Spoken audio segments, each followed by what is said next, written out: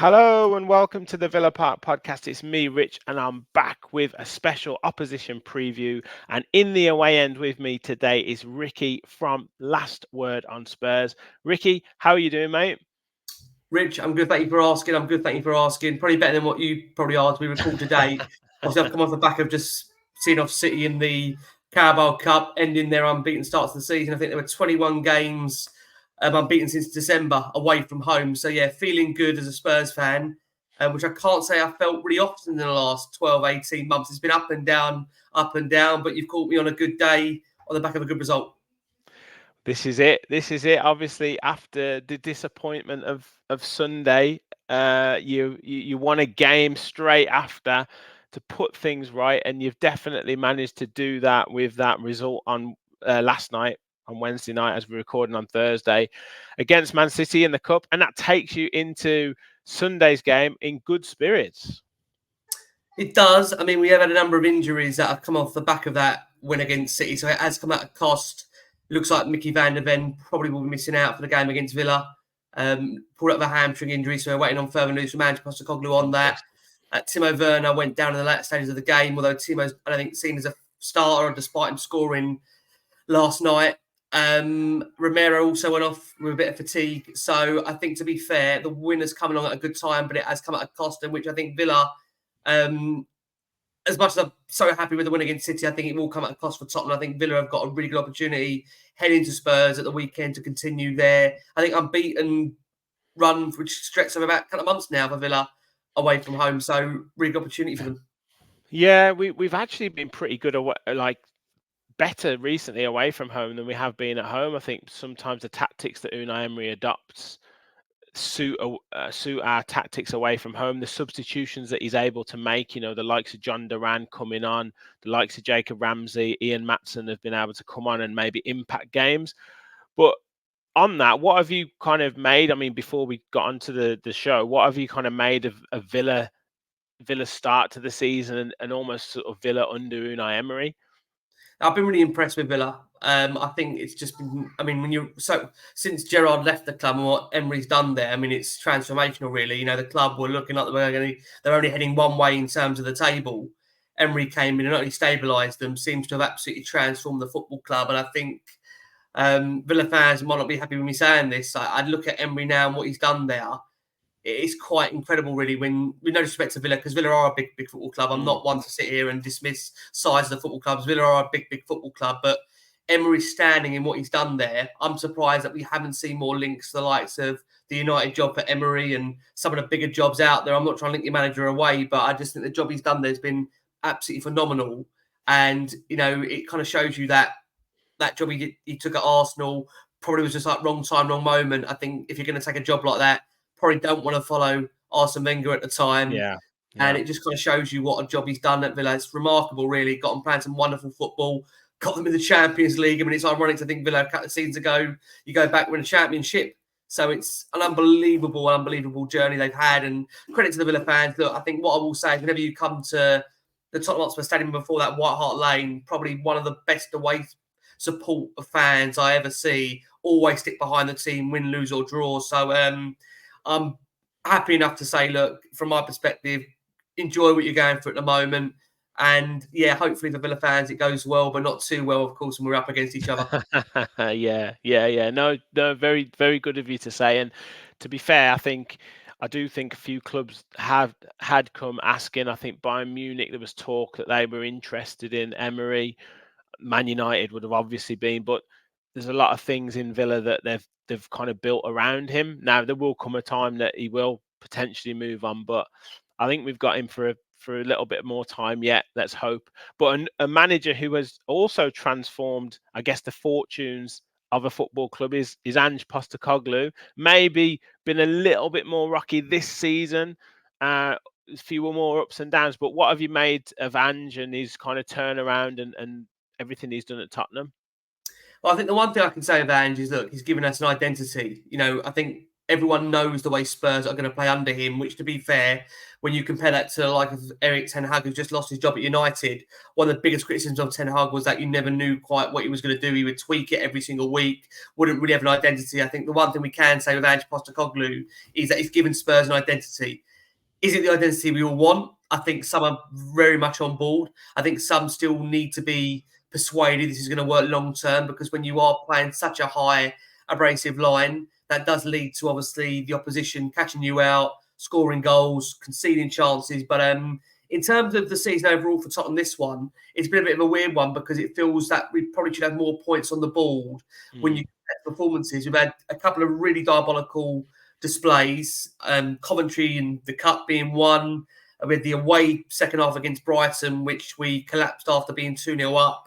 And then obviously most recently in terms of the Premier League, we had that defeat to Palace where, quite frankly, we just never showed up. And I don't know if it's an arrogance. I'm not sure if it's whether players just feel they can turn up and just get the result. But I think that is something that Andy's working on with the players, where you have to be at it every single game. And to be fair to the players, I think this is the element of frustration. We go to United and we go and win really, really well away from home. The following week after that, we're cruising against Brighton and slip up. And then again, you have a situation where Palace at the weekend don't show up, and then we go and knock out City in the Carabao Cup. I know it was a weekend City to some degree, but I had still some really good internationals out there, to be honest with you. So I think we are still finding our feet in this second season. There are some that are more patient than others and willing to give it time. But I think Ange does recognise the fans really, really want to see a trophy and really, really want to win a trophy. So my credit to him last night goes to the fact that he fielded a really, really such strong, significant team. And I think that gave the fans the belief before the game even kicked off they would get a result. So we are coming into Villa on a high in terms of the game itself, but we have got a number of injuries, which I touched upon with you off air, that could be a concern for Spurs. We're waiting on updates on Mickey van der Ven. Looked like he appeared to pull up his hamstring, so we'll have to wait and see on that. Subsequently, Romero also left the field due to fatigue, and Timo Werner also left the field due to an injury. So it feels like we'll know more in terms of an update when Ange holds his presser on Friday. Yeah.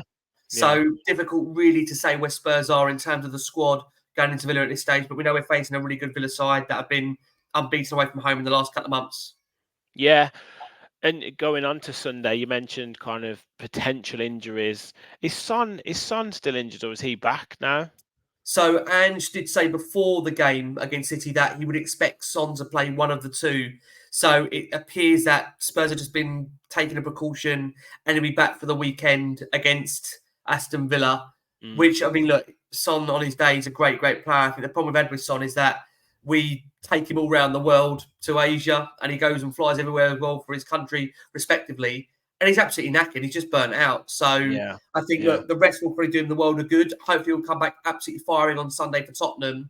But at the same time, I think there is a conscience with Son that he's not the same Son that, we've been kind of accustomed to in the last 6-7 years. And we are going to have to manage his minutes carefully, because when he is fully fit, he's still a great, great player.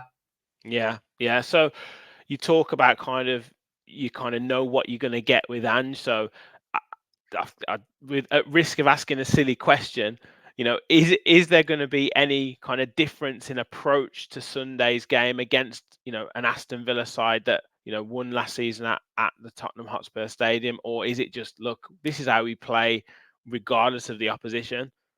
Yeah, he's not going to change. This is the thing. We've had a lot of his biographers on our podcast on Last Word on Spurs, and they've all told us that, look, he ain't changing. He's got his way. He's got his methodology. He'll live and die by that sword. So I expect him to go and play against Villa exactly the same way as last season, which probably was our downfall, actually, when we look at the fixture of last season where you beat us at home. I mean, at that time, ironically, we were in a similar situation where injuries were really hitting us at the time. I think we lost Maddison, we lost Van der Ven. I think Udogie was suspended at the time.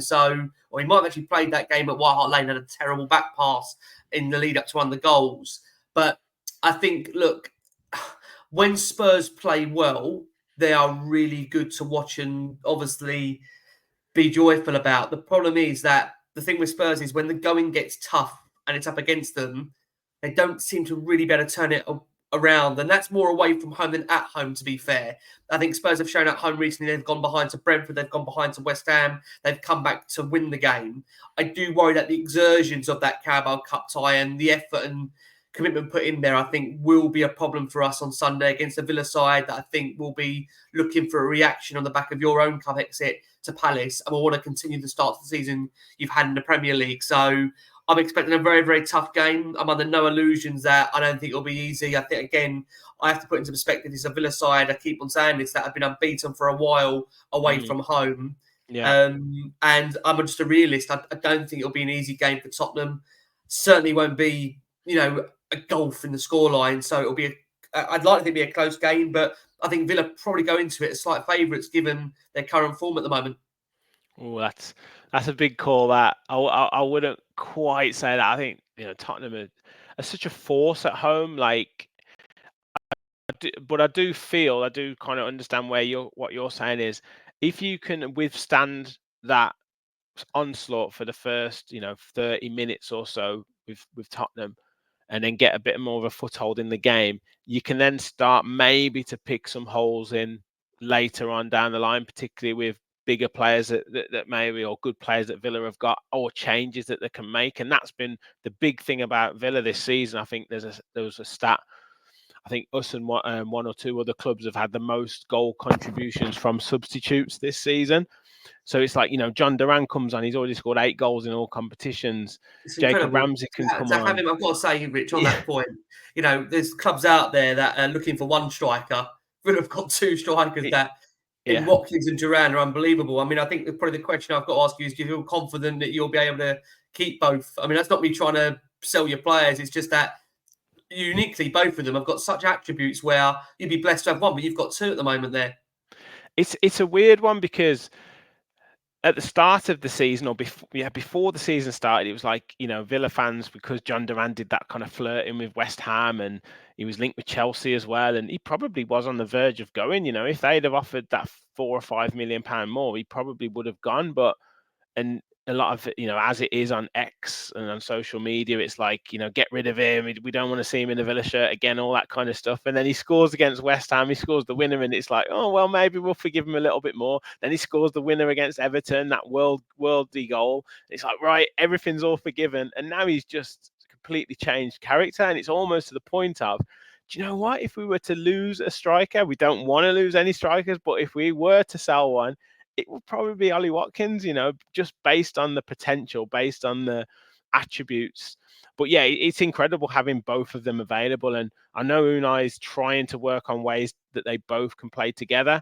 And I think the Bournemouth game was a bit of a window into looking at that, because we were 1-0 down. He brought him on and he played 2 up top. We got it back to we were 0-0. He brought 2 strikers on. We got it to 1-0, and then he took Watkins off to go back to kind of his original team shape. And we got a bit sloppy, and we started giving the ball away and letting a goal right at the end to make it 1-1. So it's still in the workings of trying to find a way of putting them both in the team at the same time. The difficulty with that is that you're then going to have to sacrifice a Morgan Rogers, a Jacob Ramsey, a Leon Bailey. You've got all these kind of attacking players in behind one of those players that he's got an embarrassment of riches sometimes in what he can offer, because Morgan Rogers has been absolutely incredible. Yeah. I mean, I say you're again. I look at Villa in general at the moment. I know, like I say, as I said to you off air, it's a strong Villa side that I think, as I said, it'll be disappointing for you guys, and it's not saying at the end of whatever it becomes under Emery, because what he's built there is remarkable. And I think, again, as a Spurs fan that has seen the club get into the top 4 on quite a number of occasions, it was lovely, don't get me wrong, but the thing that's always thrown at us is, well, what do you win for it? This trophy stigma's been around our shoulders, around our neck for the last 16 years. And I feel like at the moment where we're at in our kind of process, or whatever you want to call it, project, is that we feel like we desperately need to get this trophy off our back. But it's funny, I don't hear the similar kind of talk around Villa in a way? Do you hear that or not really, or is that just because the Not nature of really. Spurs were a club that were used to winning, and maybe Villa maybe a little bit less so? But you guys have, I mean, you're rightly got a proud history of what you've done at Villa, rightly so. Yeah, it kind of, I guess we still fly under the radar a little bit, and maybe successive seasons playing in Europe or the Champions League will make us more prominent in media circles and all that kind of stuff, and talked about by pundits. It's still kind of like Aston Villa are there at the moment, but there was still that kind of lazy journalism about, well, they won't be able to cope with the Champions League and the Premier League and that kind of stuff. And it wasn't really based on anything other than Newcastle struggled last season. So now we kind of looked into a little bit more. We'll probably start to get more coverage, but Tottenham, it's always been that way. Tottenham, Chelsea, Man United, Man City now, Arsenal and Liverpool are always the clubs that will command kind of the coverage, and Villa are kind of always at the moment are kind of under the radar more. So I guess we don't, but yeah, it's still the same thing. Villa haven't won a cup since 1996, so it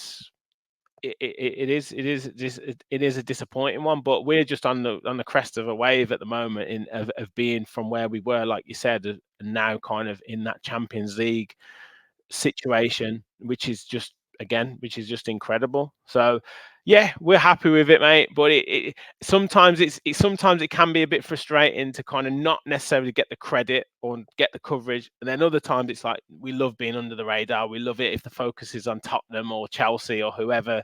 We don't mind it because we'll just keep going as we go in. So yeah, it's all good.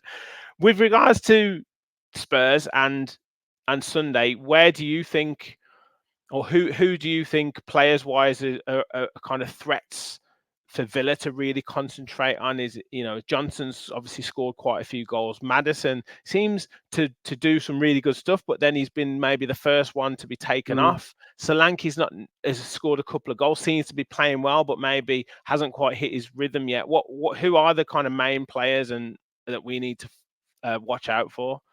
Oh, I mean, Kulusevski's definitely been our star of the season so far. He's been remarkable. I think he's got 4 assists already, couple of goals. And it's ironic, you talk about Maddison there. What's happened is Kulusevski is obviously when first brought in the club as a winger, he's now been drafted in centrally. And he has just taken that role as his own. And I know it sounds crazy when you say this, but the form that he's showing at the moment, Dejan Kulusevski, I think he's first in the metrics for a number of comparisons with top Premier League midfielders. And again, it's hard when you don't it's like when other opposition fans are not watching the team every week, they might think, well, Kulusevski, I haven't heard much about him. But honestly, he has been remarkable this season for Tottenham, and he has definitely been our player of the season. Definitely is going to be the most. He's always done well against Villa, to be honest. Yeah, I remember he even has under scored a couple of Conte. goals at Villa Park. Yeah. Yeah. He is a significant threat, definitely. So I would imagine for Spurs, he'll be the one to watch. I think the only thing will be is whether he will start the game because, again, he's played, I think, nearly a full 90 during the week against City. And then on top of that, obviously, Maddison was rested. So maybe the issue Spurs have got at the moment is that to incorporate 2 number 10s in there, Maddison and Kulusevski has been the problem. And you're right in what you're saying. Really, whenever there's a change to be made, Maddison is the first man to be hauled off around the 60-minute mark, where he must be sitting there thinking, I'm the vice captain. I was brought in to be the main, player of the team, you could argue, to some degree, after losing Kane. He's the first to be hauled off if we're chasing a goal, if we're looking for a winner. So penny for his thoughts at the moment. But, I mean, it's because Kulusevski's been absolutely remarkable. So definitely for Villa, he's the one to watch at the weekend.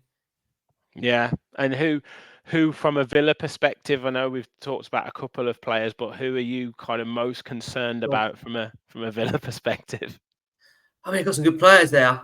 You know what? I mean, I'll probably look at the forward line, Watkins or Duran, although you've got some decent midfielders in there as well. I was actually gutted Spurs to not look at Ross Barkley in the summer. I think Ross is a player that, to be fair to him, he's just not really got his career off the ground since the Everton departure for whatever reason of his own. But I think for the right club, he's a great acquisition in terms of being a player that can come in, happy to be a squad player, not demanding of a first team, just wants to be part of something bigger, which to be fair, he is at Villa. And I just think, Duran has been formidable. Every time I watch him, the guy looks like he's going to score.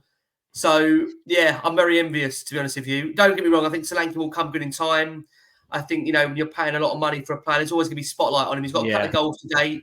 I mean, they're not been outrageous goals. They've been a couple of tap-ins. But, look, the strikers will tell you that's what they all count for, those kind of goals. So, I think, like anything, with the price tag he's got, the less goals he's going to get will end up having pressure on him. But at the same time, I think his build-up play so far is unquestionable in how he helps the side. So, fingers crossed.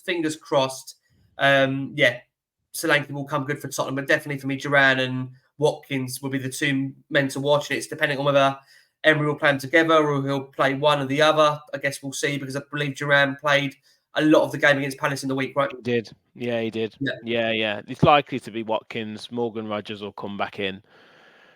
And to be honest, Ramsey, Rogers and Watkins have had a really good kind of link-up play, the three of them. So that'll be interesting to see how they develop that. And then Duran off the bench, I would imagine. So, yes, it's going to be a mouth-watering game, because you guys have got some really good attacking players and play some really attractive football. Villa, if they get going, and Youri Tielemans can get on the ball and release those players, then that'll set us up to be dangerous as well. So, yeah. Ricky, thank you for jumping on, mate. Before I trouble you for a score prediction, where can people find you? Fantastic podcast you guys do, and coverage across all social media. So, yeah, where can people find you if they want to get information on this game and Spurs news moving forward? Thank you, mate. I appreciate it. Well, Rich, we delayed our preview show for 24 hours, so it's now going to be tomorrow as opposed to today, because we're waiting on news of the injury front. It feels a bit... It feels a bit silly doing a preview on Villa. We don't know what half the squad's going to look like. So we're having to delay it 24 hours for Andrew's presser. But we're across all the socials. So YouTube, X, Instagram, Facebook. We provide previews, instant post-match analysis of all Tottenham games, breaking news, transfer news. You've got it. We cover it on Last Word on Spurs. So, yeah, thank you so much for giving me the opportunity to put that out there. So, yeah, like I say, if you want an interesting take from a Spurs perspective, pre or after the game, come and hit us up at Last Word on Spurs. Brilliant, mate. Brilliant. And yeah, what's your prediction for Sunday's game? Score and scorers, please, mate. Well, I think people seem to think on Last Word on Spurs, I'm sometimes negative. I'm just realistic in terms of the fact that I just will give a verdict from what I see. I think Sunday will be a very tough game for Tottenham, because Villa are looking for a reaction off the back of going out the Cup. They've had a very strong start to the Premier League season. They've had a great unbeaten record at the moment. We know Spurs going to the game have got these significant issues over injuries, which we'll know more in the coming 24, 48 hours. But I think the game will end up being a draw. I think it will be a 1-1 or a 2-2. I'd love to sit here and say that Spurs win, but I just feel on the day itself with Villa, I think it might be a lot for Tottenham. The exertion of the Wednesday night against City in the Carabao, I think, is a bit of a concern for us. So, yeah, I'll go for a 2-2, a score draw, which would be an improvement of last season, but probably not what we want. But at the same time, you've got to respect Villa and what they've done as a team under Emery. And yeah, we'll wish you guys the best for the season, apart from obviously these upcoming couple of games we're going to play each other. Unless we join each other in the FA Cup, of course. Yeah, exactly. Do you know what? You've actually read my mind, Ricky. I was going to say a 2-2 draw as well. I know Villa have had a few draws of late, but I would definitely take that at the moment as a result. So interesting. I think we're on matching sides on that one. I just can't see. I think it's going to be an end-to-end game. Both teams will create chances. Both teams have goal-scoring weapons in their side, and yeah, I think we'll end up stalemate. I really do. So I'm going to say a 2-2 draw as well, mate. So there you go. Watkins and Duran. We'll go for. I didn't give you the goal scorers, did I? Listen, we'll let Solanke get a goal. We need a goal, and Kulusevski on the Spurs side. I'll probably agree with you on the Villa scorers. Good stuff. Well, mate, thank you so much for jumping on. All the best for the season after this Sunday. Make sure you hit that like button, everyone. Make sure you hit that subscribe button. Help us on the road to 5K. We'll be back with our full match preview later this week, probably Saturday, and also transfer talk shows. I'm hoping to do one of them very soon, and obviously instant match reaction, full match reaction, and all that jazz into next week, and Champions League preview as well with Bruges on the horizon. So stay tuned to the channel. Thank you, Ricky. Thanks everyone for watching, and as always, remember, we all follow the Villa.